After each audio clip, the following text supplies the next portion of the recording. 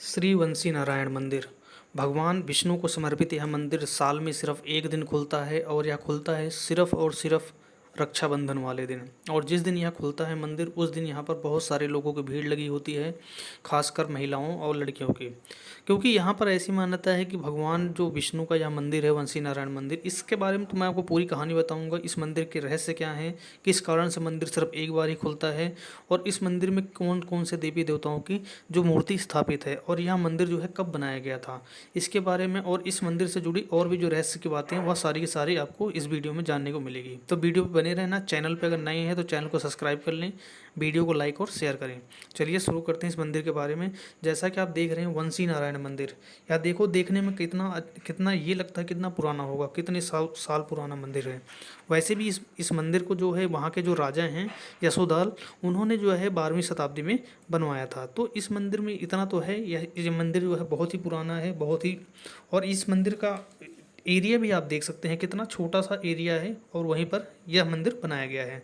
वंशी नारायण मंदिर जो कि उत्तराखंड राज्य के चमोली जिले की जो उर्गम घाटी है, क्योंकि पहाड़ हैं उत्तराखंड में आप सभी को पता है, वहाँ पर जो है उर्गम घाटी है, वहाँ पर यह मंदिर स्थित है।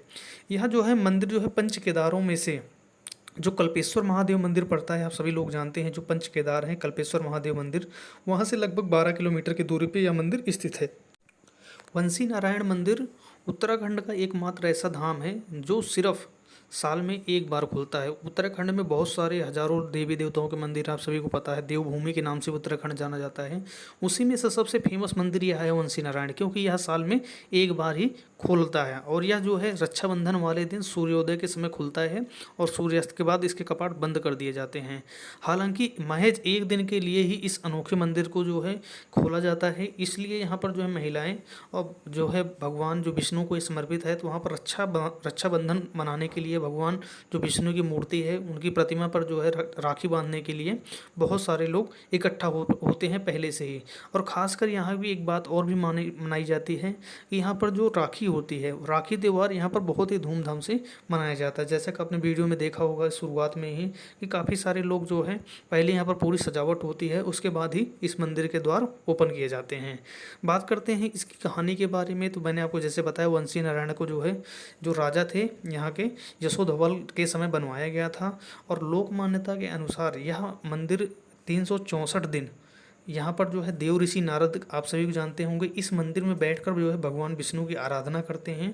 एक दिन के लिए वो कहीं चले जाते हैं, वह मैं अभी आपको कहानी में बताऊंगा कि वह एक दिन के लिए कहाँ चले जाते हैं। और जिस दिन वहाँ चले जाते हैं उसी दिन यह मंदिर खुलता है। एक दिन के लिए जो है भगवान जो ऋषि नारद हैं वह जो है एक दिन के लिए कहीं पर चले जाते हैं, तो उसी दिन यह मंदिर खुल जाता है। तो आइए जानते हैं इस मंदिर से जुड़े रहस्य, जो कि 364 दिन यहाँ पर जो नारद ऋषि बैठे होते हैं, और एक दिन के लिए वह कौन सा दिन होता है, जिस दिन राखी बांधने का दिन होता है उसी दिन ही नारद जो है क्यों इस मंदिर से चले जाते हैं। इसके पीछे की बहुत बड़ी कहानी है। कहानी कुछ इस तरीके से है जैसे कि रक्षाबंधन क्यों मनाया जाता है, यह भी एक काफ़ी अच्छी कहानी है। यह स्कंद पुराण और पद्म पुराण और श्रीमद् भागवत कथा के अनुसार जो लिखा हुआ है, जो भगवान विष्णु थे आप सभी को पता है, वह राजा बलि के अहंकार को तोड़ने के लिए उन्होंने वामन का अवतार लिया था। तो जब उन्होंने 3 पग धरती उनसे मांग ली थी, तो 3 पग में उन्होंने जो है पूरा जो है आकाश पाताल जो है पूरा सब कुछ नाप लिया था उन्होंने।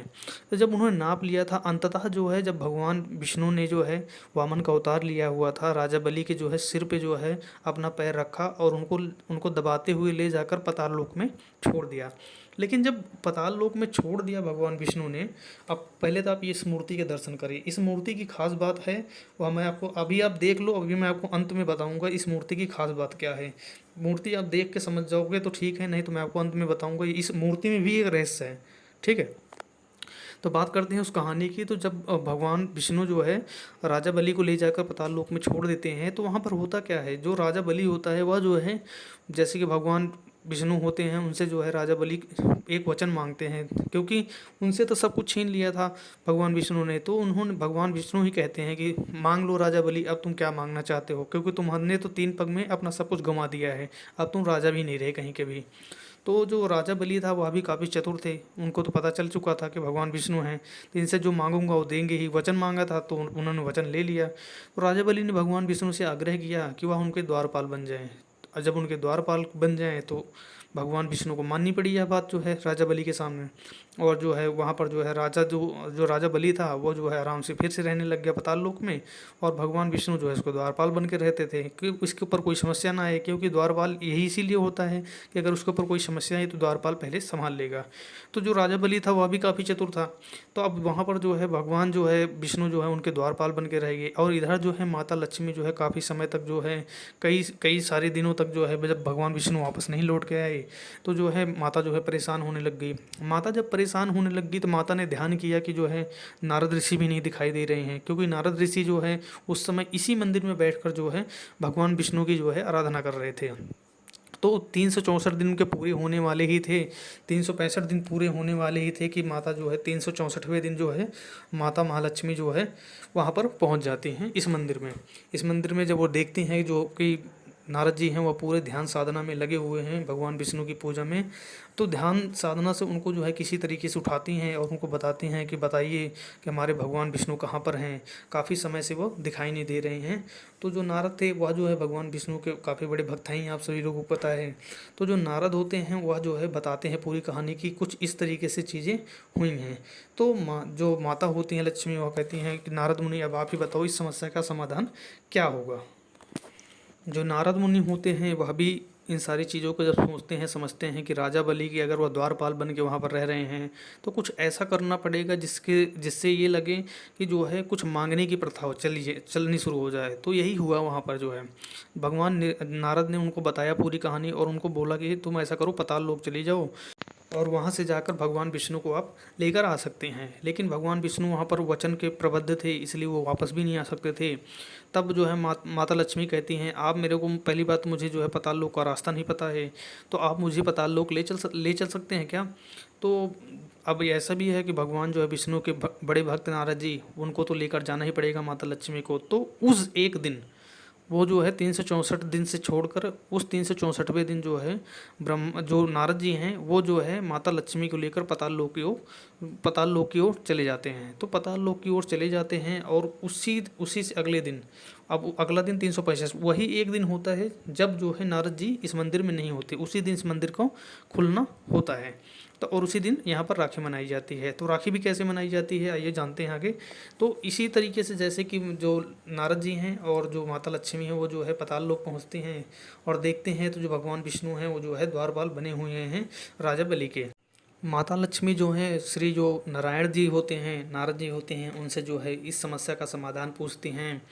तो जो नारद जी होते हैं वह जो है अपने ध्यान साधना को छोड़ कर आए हुए होते हैं, उनका 365वां दिन एक साल पूरा होने वाला ही होता है, तभी जो है उनको कुछ सिद्धियां प्राप्त होती है। लेकिन जो है एक दिन पहले वो यहाँ पहुँच जाते हैं। तो जो नारद जी होते हैं वह जो है माता लक्ष्मी को कहते हैं तुम एक भेष बनाओ कुछ इस तरीके का कि जाकर जो है राजा बलि तो राजा बलि थे ही, उनको जो है जो उनसे मांग लिया जाए तो वो अब, लेकिन हालांकि उनके पास अभी कुछ भी नहीं था।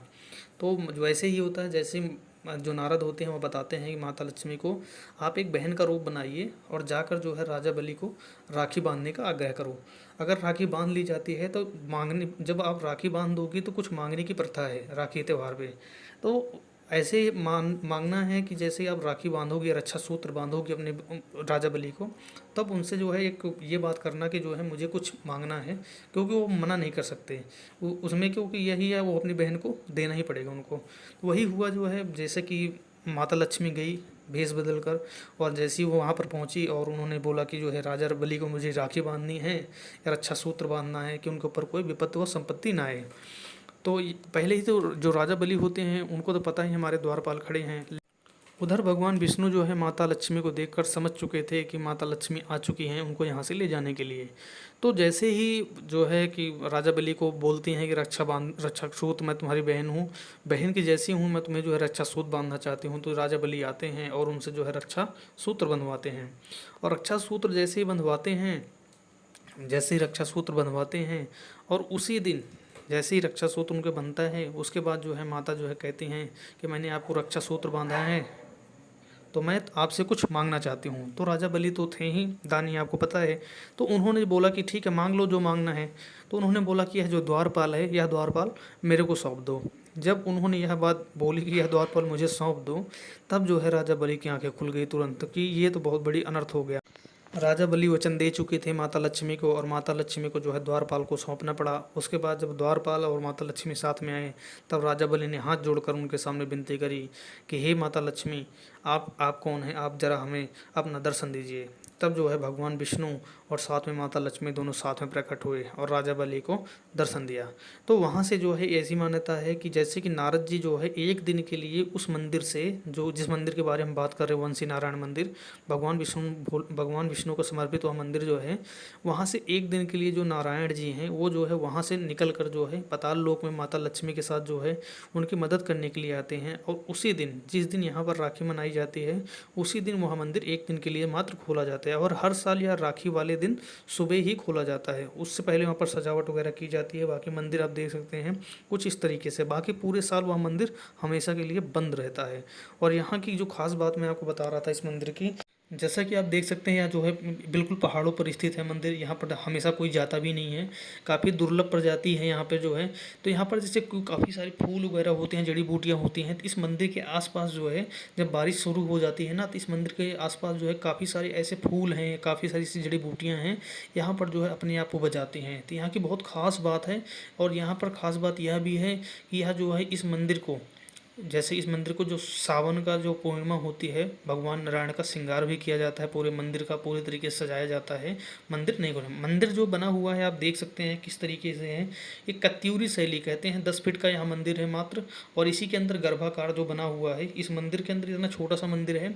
और 10 फीट के इस मंदिर में जो है अंदर से आप देखोगे तो जो अंदर का जो गर्भाकार है, जहाँ पर भगवान की जो प्रतिमा विराजमान है, वहाँ पर जो है आप देखोगे तो पूरा तरीके से गोलाकार दिखाई देता है। और भगवान, इस मंदिर की मैंने खास बात ये भी कह रहा था, जब आपने प्रतिमा देखी थी तो यहाँ की जो प्रतिमा है, भगवान विष्णु जो है यहाँ पर जो है चतुर्भुज रूप में विराजमान दिखाई देते हैं। वह जो मूर्ति आप देख रहे थे, मैंने आपको बताया था, इस मूर्ति को देख लो आपको समझ में आ जाएगा।